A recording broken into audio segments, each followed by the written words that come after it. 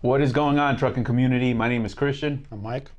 And we're pretty interesting topic today. We want to talk about the new minimum requirement for insurance. What effect can that possibly have out on the industry? So, not sure if you're aware of what's going on right now. Maybe some of you are, maybe some of you are not. But Mike, tell us a little bit about what's going on, man. Yeah, so pretty much it's right now it's going to be reviewed by the House, and if it passes, it becomes a law. It's still going to take a little bit to go into effect, but pretty much the new auto liability for trucking will be the minimum required limit of $2 million. Well, for those who don't know out there, I mean, what is the current minimum? The current minimum is $750,000. So most of the carriers run it at $1 million. Most of small carriers. Right. So if you're running at, man, that's double. That's double that right there. It is double, and for those of you who understand the industry, and obviously for those of you who doesn't, we just want to talk about what kind of effect we can expect from this change, and just talk a little bit about it. A couple of things. I think first of all, the insurance cost will go up. Now, we don't know how it will work out. I hope market will have a solution for us, because it always works out at the end of the day. But hopefully, the freight rates are gonna go up. The consumer gonna pay for that difference, and that will be the end of the story. That will be the end of the good story. In my personal opinion, everything else about it is bad, and bad. I hate it. I don't like it. I already caught a lot of slack making a Publix video one day. But I'll tell you again, so much for thank you truckers. So much for thank you truckers. You are our backbone, and now we're gonna stab you in the back. And up the insurance. And even if the market adjusts to what?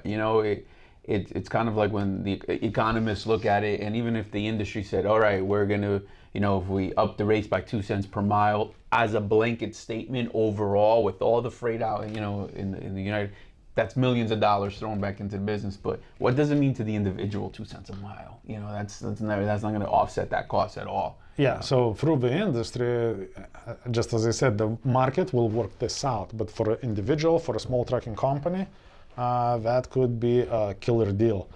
Most of you guys know, we already carrying the targets on our backs. Every time we drive a truck, every billboard out there, got hit by a big rig, give us a call. It's all against you. It's all against you. Yeah. I even have my little conspiracy theory going on. I think when a lot of us in trucking community, we think that OIDA works for us. I'm sure that OIDA works for legal firms looking to sue the trucking companies, man. Because certain things that we lobby for, man, like, I don't know. It's not very much pro-trucking. Right. So, and then that's the thing. It's always open for interpretation, and who's helping who, and all of that. And look, we've done some good stuff, but I'm just saying, Yeah, the overall picture. Yeah. So that is problematic. Then for a small company to get that $2 million claim, and that potentially going to be a life-changing event. Yeah, that could be an absolutely increase in lawsuits, because now there's blood in the water. There's more money to go get now. So Yes. all those lawyer commercials and got hit by a truck call list, you can probably see that multiply if this passes.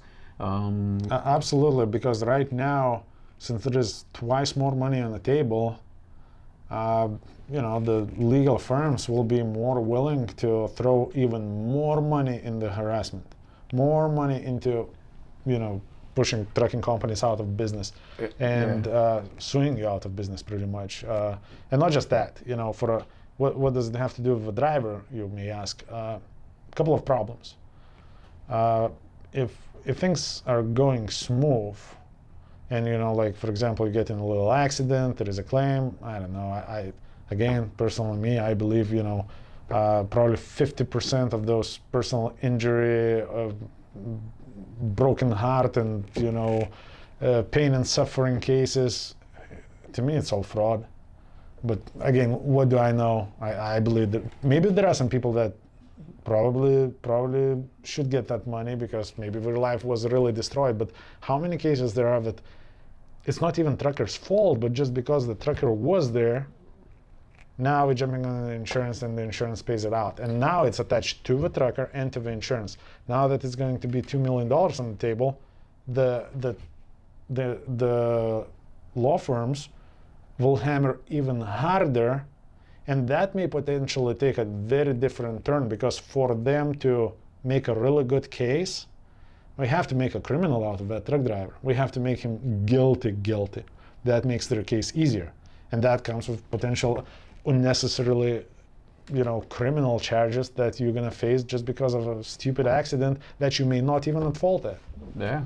So there you go, guys. So what's this industry is definitely evolving, definitely changing, and it's interesting because if you can survive the new premium for the insurance with the $2 million requirement, can you survive the nuclear settlement? Right? You hear that all the time. In this day and age now, companies close because of these nuclear settlements where they're just out of proportion. So we'll see what happens. But again, leave some comments, questions. We'd love to hear from you. What do you guys think? Leave it in the comments. We definitely want to spark an engagement there and find out what you guys are thinking, the guys behind the wheel. Yeah, absolutely. Because again, it does affect you. It's not just companies. It affects everyone. It just, we are adding a lot more cost to the trucking industry when trucking industry is already running on a 2 pennies of a dollar. So let us know what you think. Comment, share, subscribe, and until next time. And drive safe. Yep.